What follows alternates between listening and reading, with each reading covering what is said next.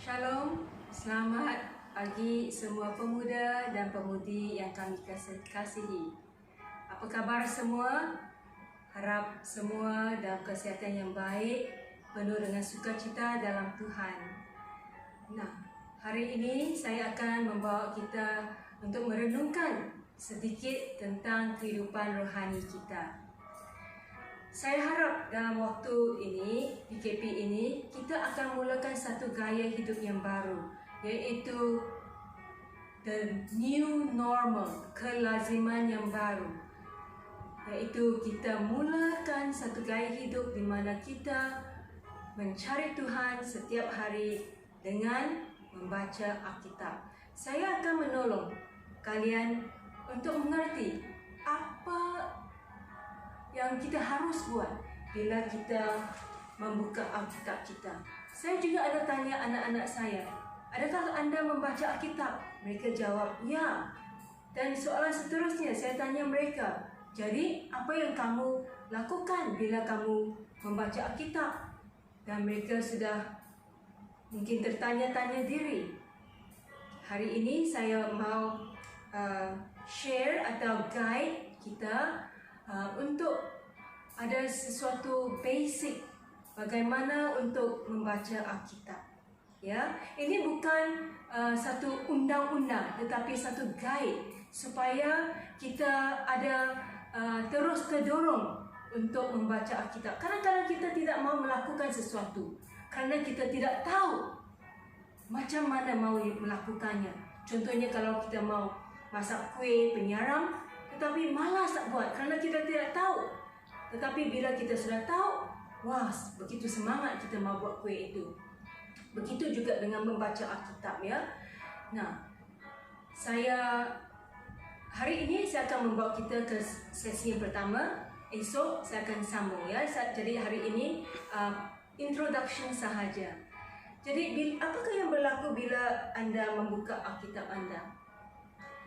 Saya mendorong supaya kalian menanyakan diri 3 soalan ini. Yang pertama, apakah yang saya boleh belajar tentang Tuhan dalam ayat-ayat yang saya akan baca? So, what is it about God that I should learn from the verses that I'll read today? Kerana firman Tuhan adalah Tuhan. Ya. Yang kedua, soalan yang kedua, apakah yang saya boleh belajar tentang kehidupan kekristenan saya lewat firman yang saya akan baca hari ini?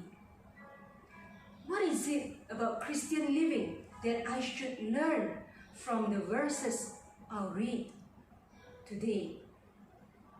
Dan soalan yang ketiga adalah, adakah ada satu contoh yang saya boleh lihat dari firman yang saya baca hari ini? Is there an example from the verses that I can adopt to live out my Christian life today? Ya, jadi saya harap kalian akan mempraktikkan ini dengan menggunakan sebagai permulaan Markus bab 1 ayat 40 hingga 45. Markus bab 1 ayat 40 hingga 45. Yang berbunyi, seorang yang sakit kusta datang kepada Yesus dan sambil berlutut di hadapannya, ia memohon bantuannya. Katanya, kalau engkau mau, engkau dapat mentahirkan aku. Maka tergeraklah hatinya oleh belas kasihan. Lalu ia mengulurkan tangannya, menjamah orang itu dan berkata kepadanya, aku mau, jadilah engkau tahir. Seketika itu juga lenyaplah penyakit kusta orang itu, dan ia menjadi tahir. Segera ia menyuruh orang itu pergi dengan peringatan keras. Ingatlah, janganlah engkau memberitahukan apa-apa tentang hal ini kepada siapapun, tetapi pergilah Perlihatkanlah dirimu kepada imam dan persembahkanlah untuk pentahiranmu persembahan yang diperintahkan oleh Musa sebagai bukti bagi mereka. Tetapi orang itu pergi memberitakan peristiwa itu dan menyebarkannya kemana-mana, sehingga Yesus tidak dapat lagi terang-terangan masuk ke dalam kota. Ia tinggal di luar, di tempat-tempat yang sepi. Namun orang terus juga datang kepadanya dari segala penjuru. Jadi daripada teks yang pendek ini, saya ajak kalian untuk membaca dan bertanya kepada diri sendiri 3 soalan itu. Apakah yang saya dapat belajar tentang Tuhan daripada teks ini?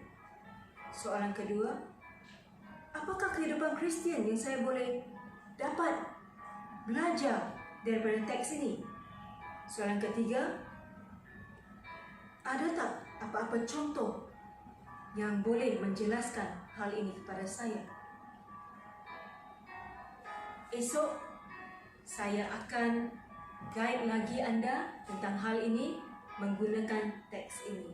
Jadi saya harap selepas ini pemuda-pemudi yang saya kasihi buka teks yang saya baru beritahu tadi dan mula satu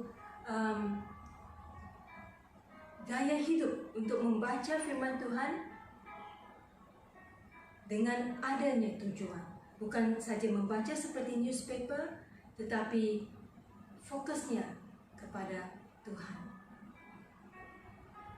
Jumpa lagi esok kalian esok untuk sambungan sesi ini. God bless you.